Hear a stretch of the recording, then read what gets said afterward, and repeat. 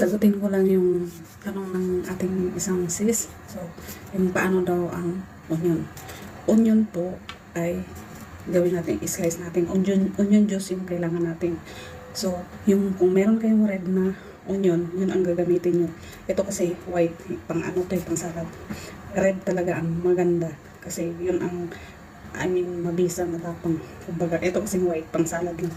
So, onion, i-slice natin, i-blender, pero yung lagyan ng tubig ha.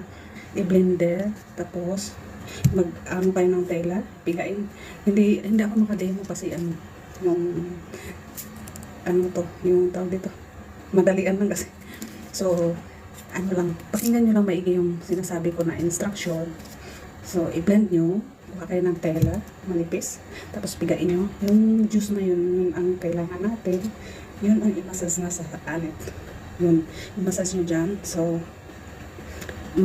yun ang number one optional. Kasi marami tayong option na na about sa hair fall.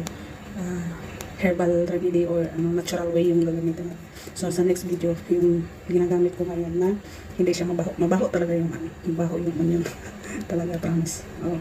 Tapos, yun lang, massage. Tapos, lang dyan, hayaan nyo lang ng 15 to 30 minutes. Then, saka kayo mag-shower.